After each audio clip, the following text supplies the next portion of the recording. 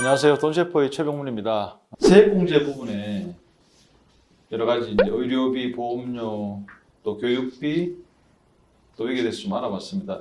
자, 이번 시간에는 세액공제를 계속 이제 이어서 기부금 공제가 있습니다. 기부금도 이제 종류가 좀 이제 몇 가지가 좀 다양하게 있는데요. 여기에 대해서 좀 들어보고, 그리고 또 월세 세액공제, 최근에 뭐 아시듯이 대출이 막히고 내 집 마련이 힘들어지면서 이제 월세로 전환하는 그런 가구들이 많습니다. 이런 경우에 월세 세액공제도 얼마까지 되는지, 또 월세 세액공제를 받는 기본 요건은 뭐가 이제 필요한지, 이런 것들에 대해서 좀 자세하게 한번 짚어보도록 하겠습니다.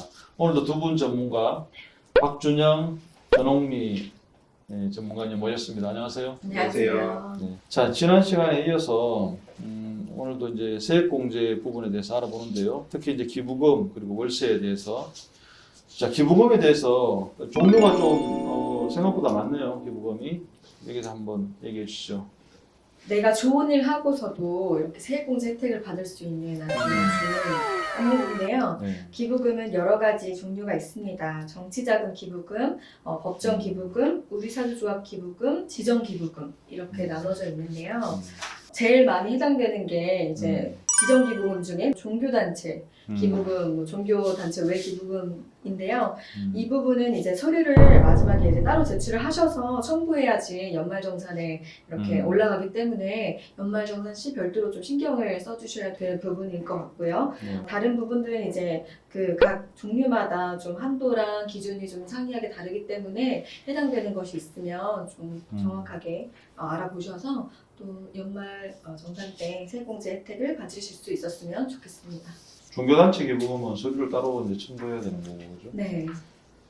종교단체 외를 보니까 이게 이제 거기서도 이제 신고하니까 네, 맞습니다. 구세청이 이게 올라가서 같이 이제 취하게 되는 것 같더라고요. 네, 맞아요. 스마트한 구세청. 네. 놓치지 않고. 자, 그리고 그럼 이제 월세 부분으로 넘어갔어요. 네. 그래서 월세 세액 공제 조건부터 해서 또 안 되는 분들은 또 뭐 어떻게 뭐 월세는 내긴 내는데 어떻게 또 뭐 다른 혜택을 준비해야 되는지 이런 부분에 좀 말씀을 좀 해주시죠. 네. 아까 대표님이 이제 배경 설명을 쭉 해주셨었는데요. 사실 월세가 늘어나고 있는 현상들이 있거든요, 확실히. 근데 그 부분에서 조금 하나 추가해서 말씀드리면 사실 부동산 3법 많이 들어보셨잖아요. 네, 많이 네, 이슈가 됐었고. 네. 근데 그 중에 이제 마지막으로 시행된 게 전월세 신고제예요. 그게 이제 올해 6월부터 신고가 됐는데요. 그게 내용이 어떤 거냐면 원래 기존에는 이제 임대차 계약을 하면 이제 둘이 만나서 계약을 하면 되는 부분인데 네. 그 계약한 내용을 이제 임대인이 신고를 해야 돼요. 계약한 내용. 그렇기 때문에 기존에는 그래서 월세 세액 공제나 이런 것들을 실제로 못 받거나 아니면 집주인이 이거 나쁜 거지만 뭐 이제 내가 세금을 그만큼 신고 안 할 거니까 하지 마라 뭐 이런 식으로 얘기할 수도 있었던 부분이 있거든요. 그래서 월세 세액 공제를 못 받거나 이런 부분이 있을 수 있었는데 이제 그게 지금 원천적으로 불가한 사항이 돼서 그래서 아마 월세 세액 공제에 관련된 부분들도 조금 관심이 더 많아지실 것 같아요. 그런 부분들이 있기 때문에 월세 세액 공제를 지금 조금 따로 빼놓고 더 말씀을 드리려고 하는 부분들인데요. 예. 그래서 조건들을 먼저 살펴보면 일단은 당연히 무주택 세대주여야 되는 부분이고요. 내가 주택이 없어야 되고 그리고 이제 급여 기준으로 봤을 때는 총 급여액 그러니까 세전 연봉 기준으로 7천만 원 이하일 때 가능한 부분이고 그리고 일단 당연히 본인이 또 이제 월세를 살거나 아니면 내가 아까 인적공제 대상자로 올렸던 그런 이제 기본공제 대상자인 경우에 해당이 되고요. 그리고 또 하나는 당연히 내가 이제 임대차를 한 경우니까 전입신고를 해야 될 거고 제도의 취지나 이런 거에 비춰보면 고가주택인 경우에 또 해당이 안 되게 하겠죠.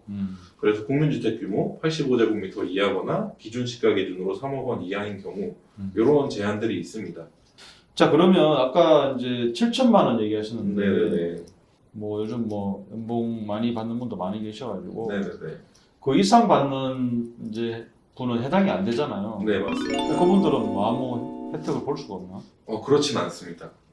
근데 사실은 이 세금을 계산하는 과정이라는 게 지금 우리가 지금 근로소득만 얘기해서 그런데 원래 당연히 매출이 일어나는 데서 비용을 제한 다음에 나머지 이제 순수익을 가지고 그거에 대해서 이제 세금을 계산하는 과정이 되는 거잖아요. 그러면 이것도 당연히 내가 쓴 비용인데 계산이 돼야겠죠.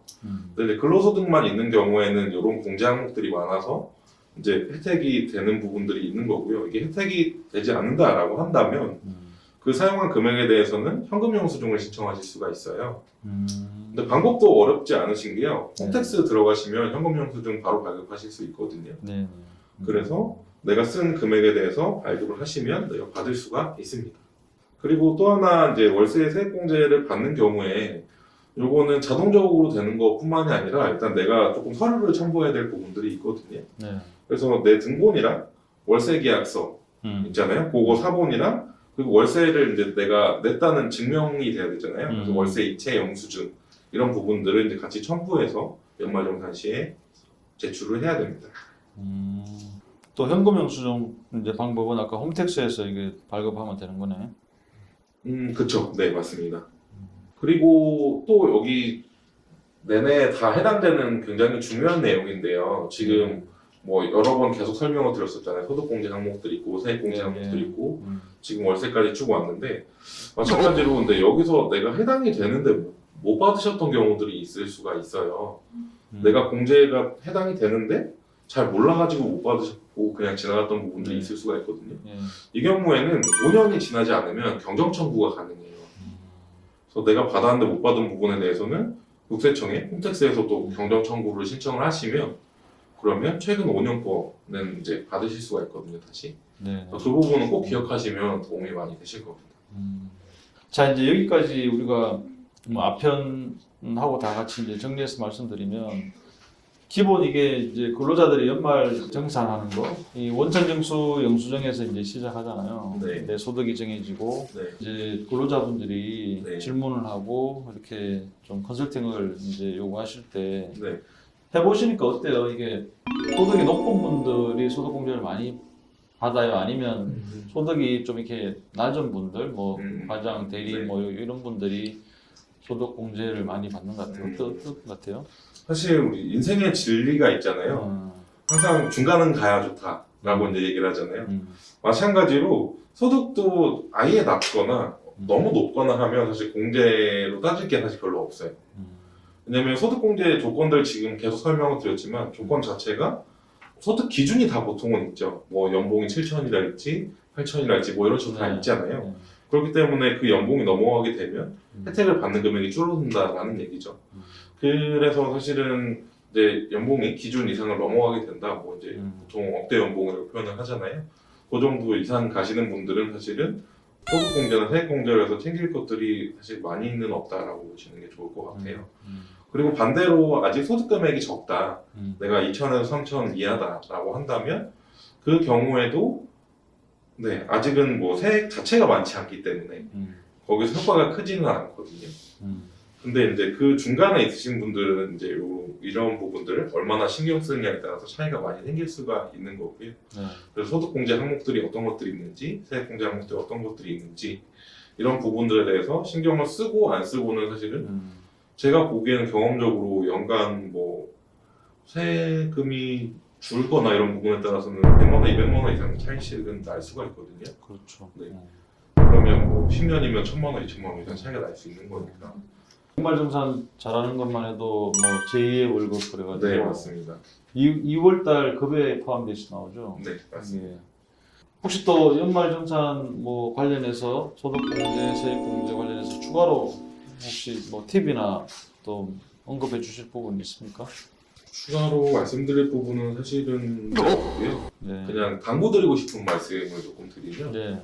지금 계속 강조를 드렸지만 이게 진짜 아무것도 아니라고 생각하실 수도 있어요. 그리고 우리 또 관심을 굉장히 이제 시즌이 되면 많이 갖게 돼요. 또 연말이 되면 이제 관심을 가졌다가 이제 사람이 또 닥쳐야 그게 이제 내가 느껴지잖아요. 그래서 연말부터 한 1월 정도까지 관심을 가지시다가 하고 나면 또 까먹는 거예요. 그리고 이제 내년 초 되면 또 관심을 가졌다 이렇게 되시는데 사실은 이거는 1월부터 신경을 써야지 맞는 거거든요. 그때는 이제 세금이 계산이 되는 것 뿐이지 그때가 바꿀 수 있는 건 없어요. 그래서 이제 지금 저희도 방송을 드리고 있지만 조금 미리미리 신경을 쓰시는 게 더 좋을 것 같습니다.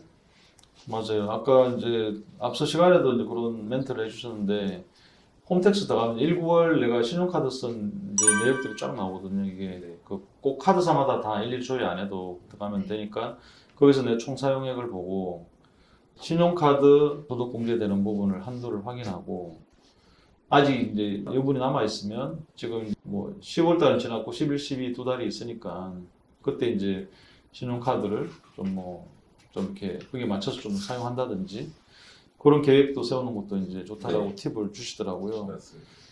자, 저희는 이제 근로자의 제2의 급여라고까지 이제 얘기하는 연말정산에 대해서 이제 알아봤는데요.